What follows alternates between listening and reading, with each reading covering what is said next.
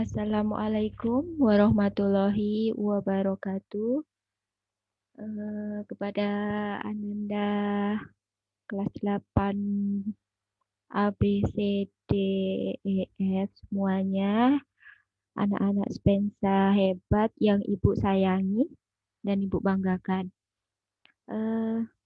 Jumpa lagi dengan pembelajaran IPS dengan Ibu Indah Mayasari Purnaningtyas ya.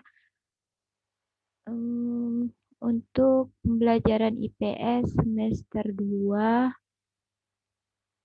atau semester genap tahun 2021, Ibu harapkan kalian semua saat ini dalam keadaan sehat dan bahagia. Nah, Ibu ingatkan bahwa pembelajaran IPS atau pembelajaran semuanya sekarang belum bisa dilaksanakan tatap muka, jadi harus dilaksanakan secara daring. Nah, dikarenakan secara daring dan Ibu melihat dari pembelajaran kita sebelumnya di semester 1, dikarenakan banyak yang tidak disiplin dan bertanggung jawab, terutama dalam pengumpulan tugas, maka kita untuk semester 2 ini sebelum kita mulai pembelajarannya akan Ibu buat komitmen. Kita harus berkomitmen bersama.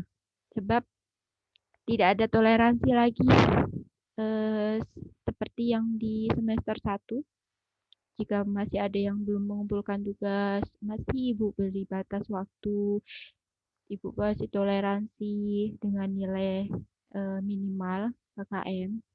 Untuk semester 2 ini tolong untuk lebih disiplin dan kita akan membuat komitmen bersama. Nah, kita sepakati ya, komitmen itu seperti apa. Nah, kita buka.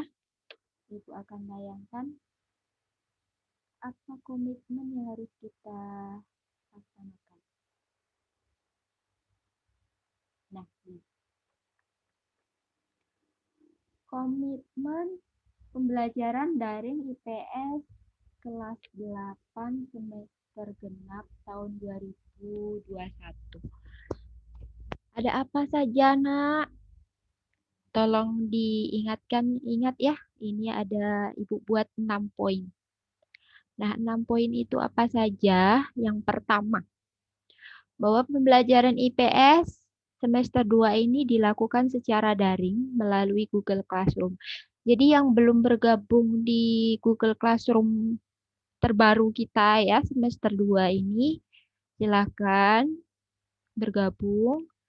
Kenapa Ibu buat lagi biasanya? Karena di semester 1 tuh banyak akun ganda dan Ibu mau mengecek sejauh mana keaktifan kalian merespon setiap informasi yang Ibu berikan melalui WA. Nah, ini ya. Yang kedua, pembelajaran IPS melalui GC atau Google Classroom akan diadakan setiap hari Jumat. Nah, setiap hari Jumat akan Ibu posting materi, kuis, dan tugas yang dimana yang nanti tidak paham, kalian boleh konfirmasi atau menanyakan via WA. Jadi kalau nggak paham, jangan diam. Ya, kalian boleh menanyakan melalui WA. Kemudian materi IPS, setiap materi IPS yang Ibu posting setiap Jumat ya, mohon dicatat atau diringkas dalam bentuk peta konsep di kertas folio bergaris. Kalian siapkan kertas folio bergaris. Nah, seperti ini. Kertas folio bergaris. Nah, folio bergaris semoga terlihat ya. Murah kok itu. Jadi tidak usah dalam bentuk buku karena kalau nanti dikumpulkan bukunya nanti kalian untuk minggu depannya akan mengerjakan pakai apa gitu kan. Jadi Ibu mohon kalian sediakan kertas folio bergaris. Nah, materi IPS nanti akan dikumpulkan beserta tugas yang akan Ibu berikan ya nantinya ya untuk diberikan tanda tangan. Kalau untuk tugas akan Ibu berikan nilai sebagai bukti kalian menyimak dengan sungguh-sungguh setiap materi IPS Ya, Ibu posting di GC-nya, di Google Classroom-nya. Kemudian yang poin 4 adalah kuis IPS. Nanti setelah materi akan Ibu posting kuis. Nah, kuis ini diperuntukkan untuk nilai pengetahuannya. Akan diberikan setiap akhir materi. Fungsinya apa? Seberapa jauh kalian menyerap materi yang Ibu sampaikan. Disimak tidak materinya. Jadi kalian seberapa jauh memahami materi yang Ibu sampaikan, walaupun dengan daring ini kalian harus mandiri, ya, bertanggung jawab untuk dirimu sendiri menyimak materi, ya, karena kan kalau PTM atau tatap muka Ibu bisa menyampaikan materinya, tapi kalau daring ini kalian yang harus rajin, yang harus disiplin. Nah, sedangkan penilaian harian atau ulangan IPS nanti akan Ibu adakan di setiap akhir bulan. Nanti setiap akhir bulan materi yang sudah saya berikan nanti akan diulangkan. Ya, diulangan.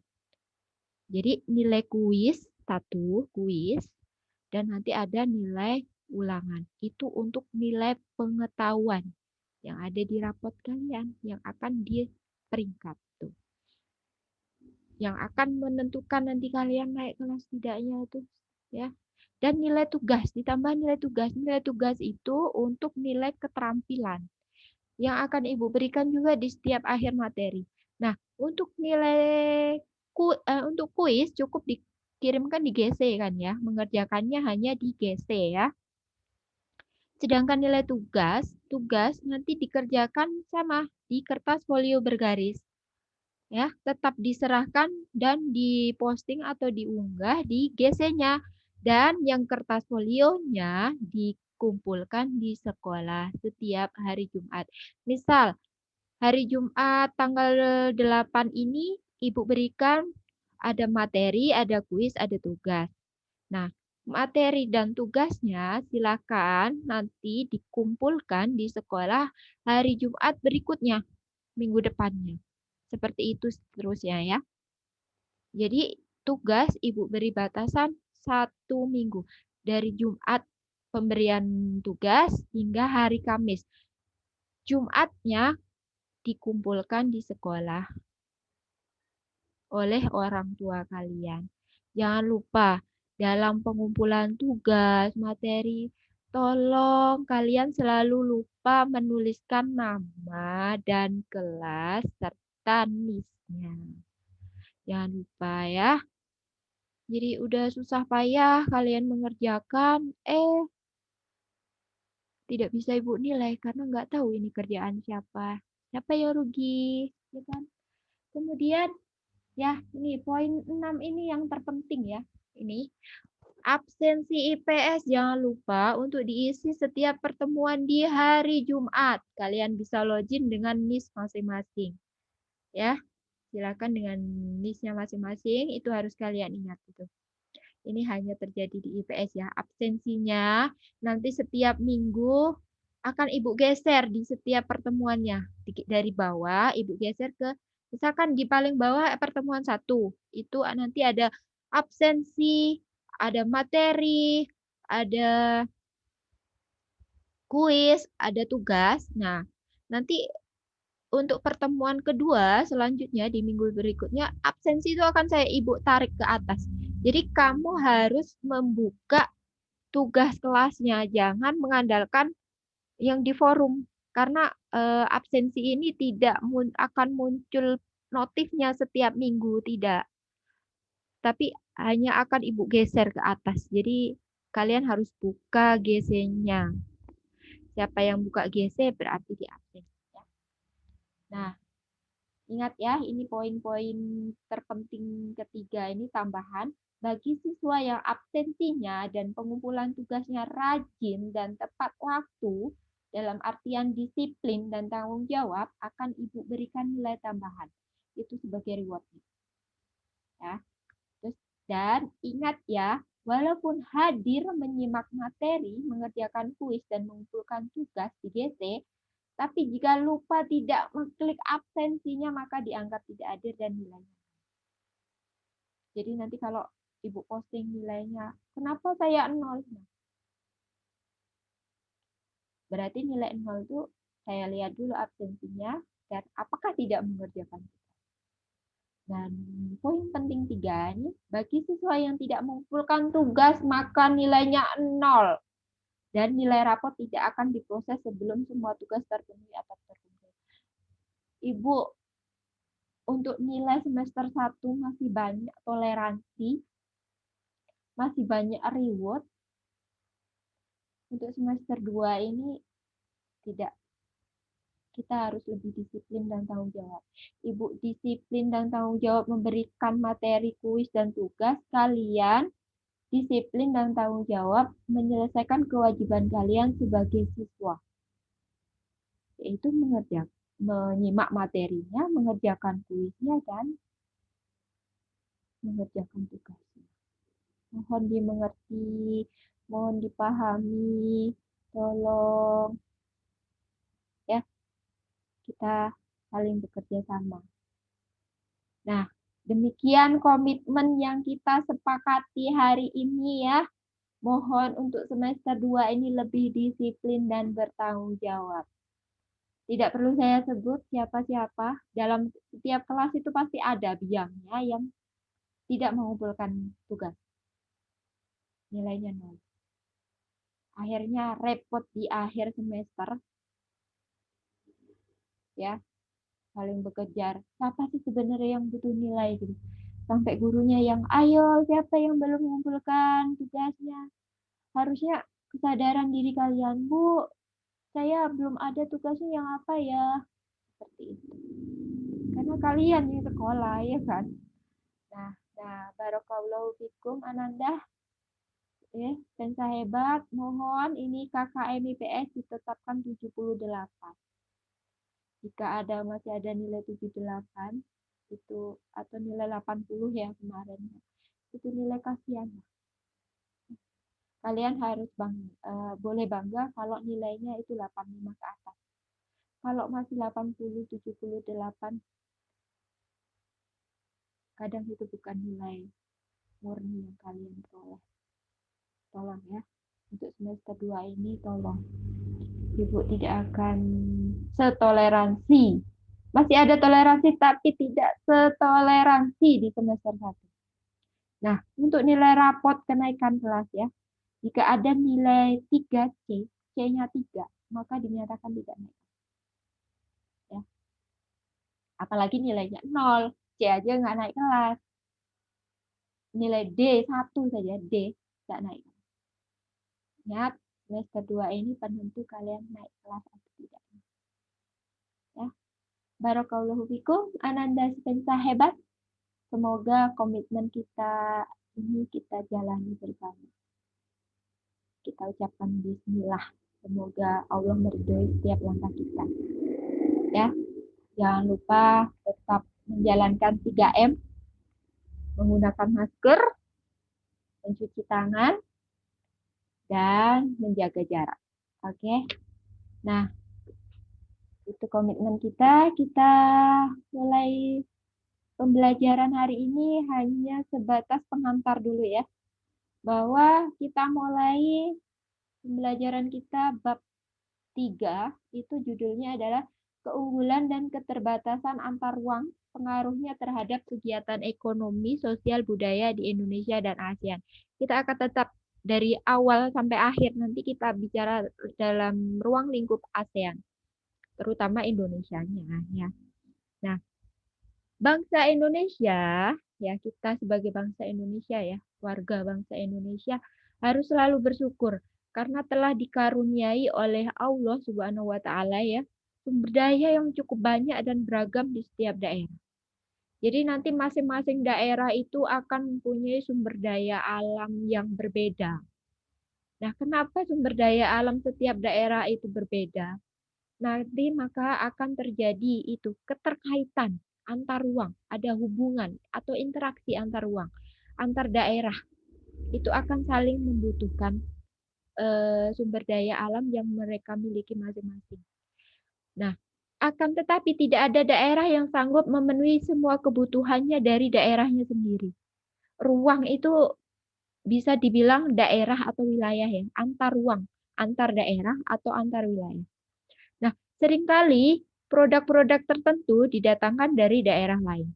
Hal itu disebabkan keragaman sumber daya antar daerah, ada daerah yang kelebihan produk tertentu, ada juga daerah yang kekurangan. Hal ini akan menimbulkan terjadinya permintaan dan penawaran. Nah, permintaan dan penawaran ini kaitannya sama perdagangan atau jual beli. Permintaan itu membeli, penawaran itu menjual, ya, yang akan maka menimbulkan terjadinya permintaan dan penawaran akan suatu barang tertentu, tergantung pada kebutuhan masing-masing daerahnya. Dengan demikian terjadilah perdagangan antar daerah dan antar pulau di Indonesia. Kita untuk saat ini bicara dalam lingkup Indonesia dulu, karena perdagangan antar daerah dan antar pulau.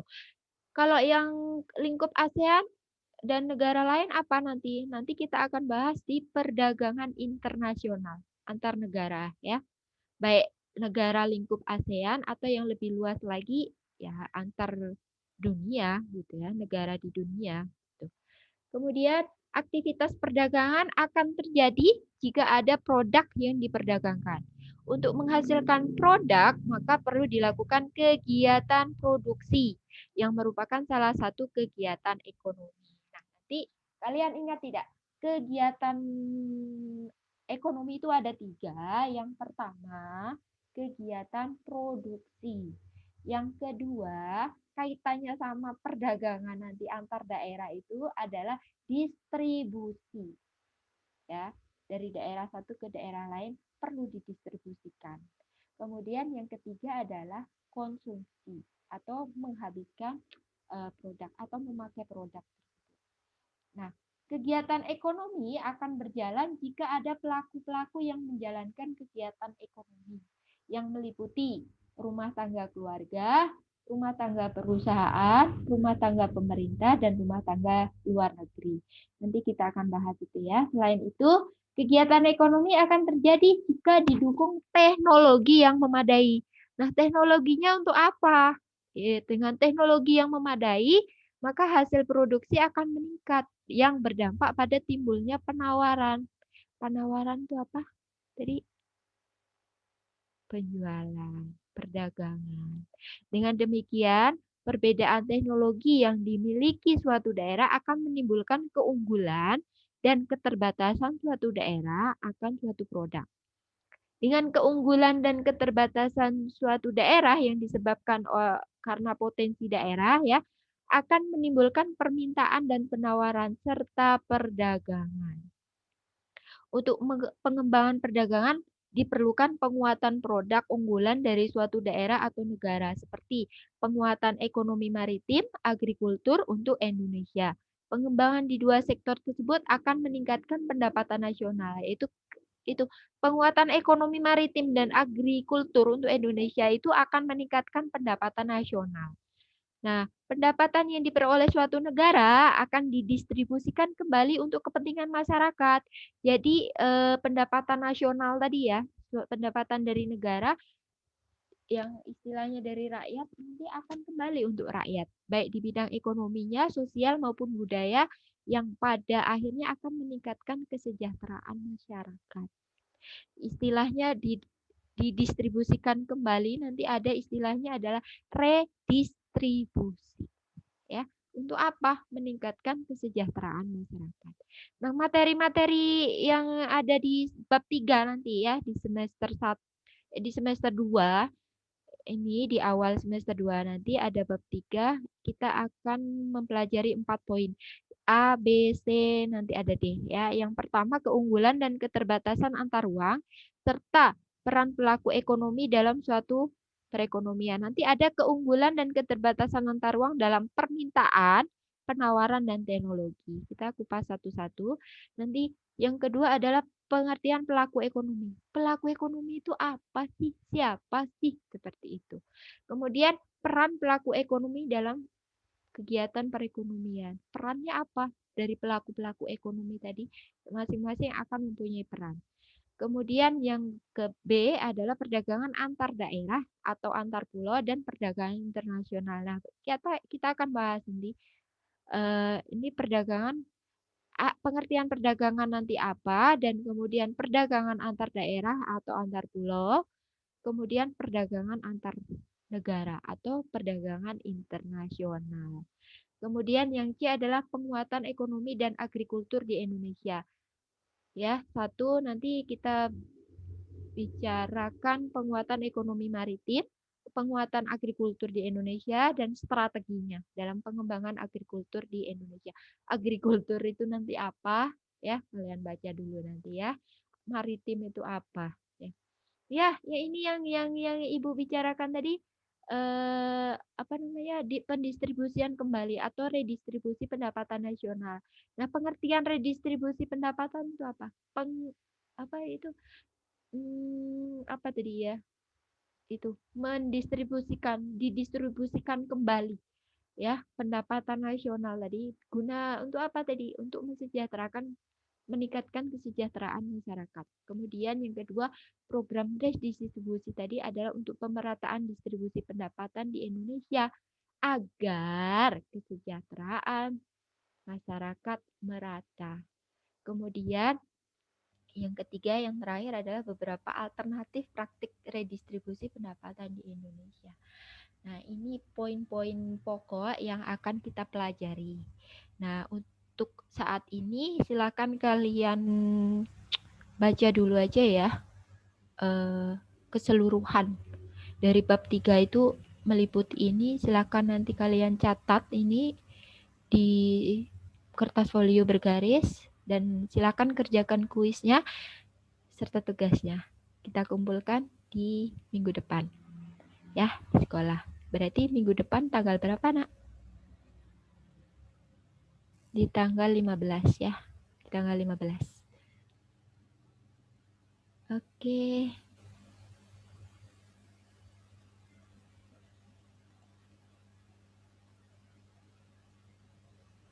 Demikian pertemuan kita kali ini.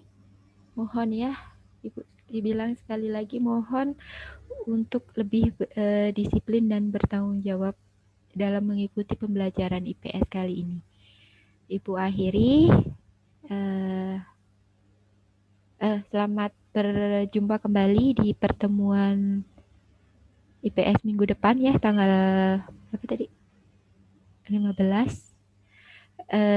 Semoga kita senantiasa diberikan oleh Allah kesehatan dan bisa mengikuti pelajaran dengan baik. Billahi taufiq wa hidayah. Assalamualaikum warahmatullahi wabarakatuh.